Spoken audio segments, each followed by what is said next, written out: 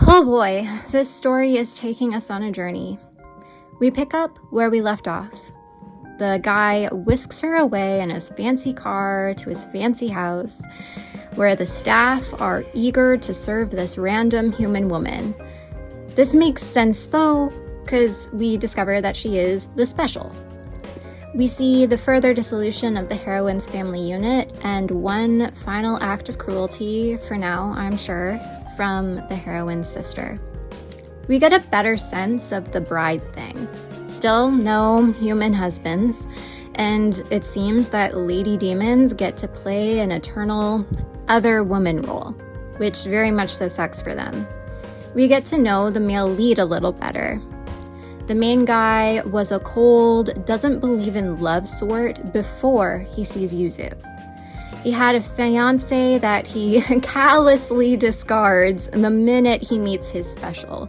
So that really sucks and is super embarrassing for her.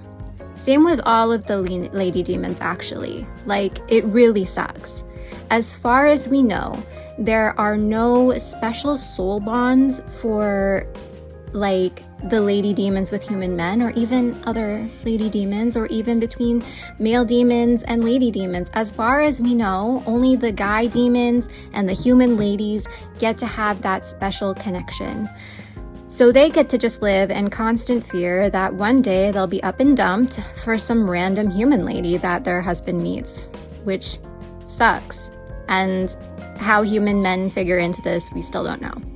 The main guy, we discover, is kind of shady. The main guy wants the heroine to be dependent on him as a positive. He wants her to be unable to live without him. He mentions it just in passing, but the fact that he mentions it at all means that it is like a core motivation to him. He makes decisions unilaterally that exceed reasonable boundaries. This is supposed to be his great love, but he doesn't ask before getting involved in her family drama. Isn't it just like so endlessly convenient for the morality of this character that he's doing the right thing by meddling in her affairs without asking? Isn't it so convenient that she's being adopted by her grandparents, but she still lives with the beast in the beast's castle? All of this meddling that could have served to allow her to stand on her own, to gain independence, instead forces her into another corner. And given how the episode ends, I do wonder if this is gonna escalate into, say, maybe stalking, or maybe being put more under lock and key. I mean, can she be trusted to go out on her own after she goes out on her own and runs into her family and is hurt again? I don't know.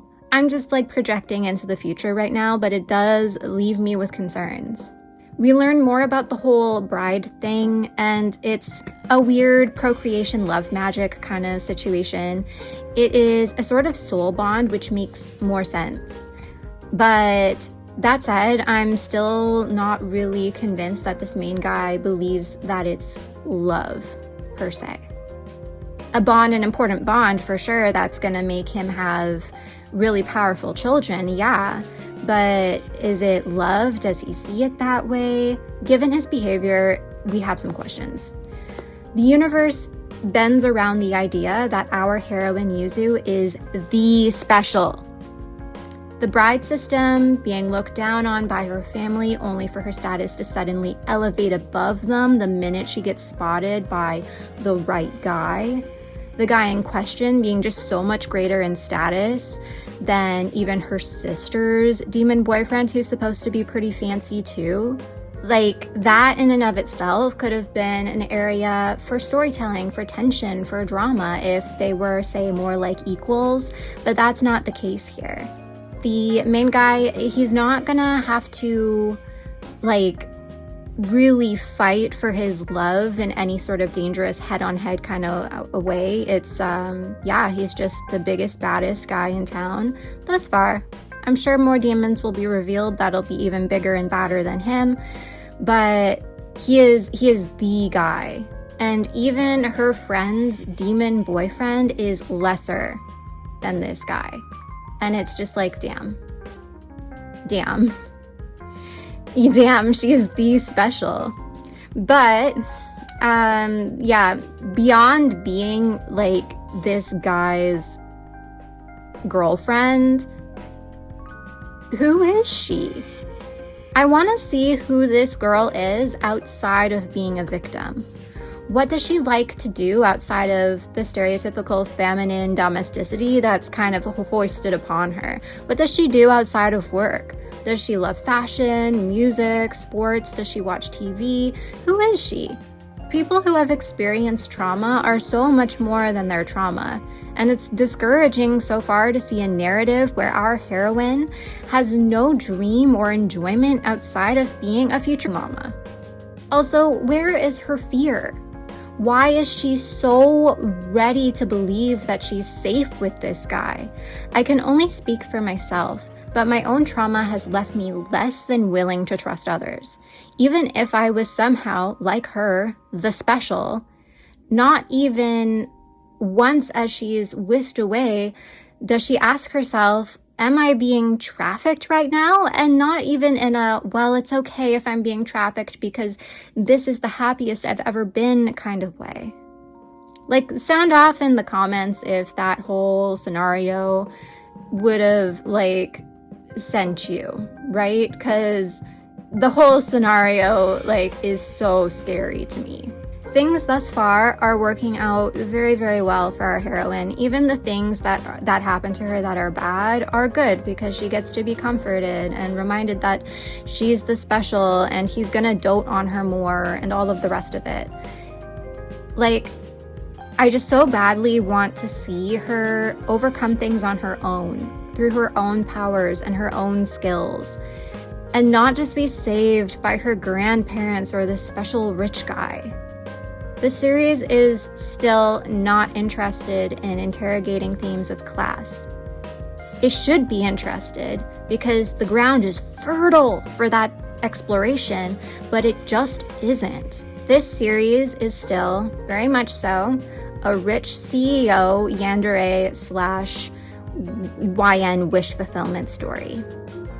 But it does that whole bit so much better this episode simply by answering some questions and laying some foundation for ongoing conflict.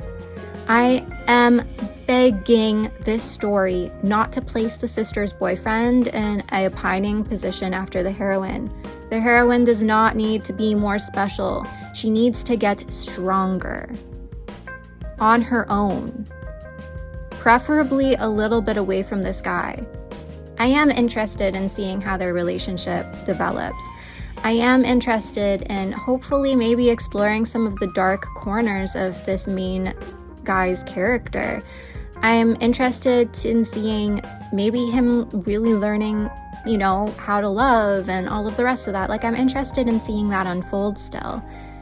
The production, the music, the dialogue, it remains decent. The plot is thickening, and the darkness and the intrigue are darkening and intriguing. I'm going to give this episode a 3 out of 5 stars. It's a little bit above average. It kept me entertained, and it didn't annoy me as much as the last episode.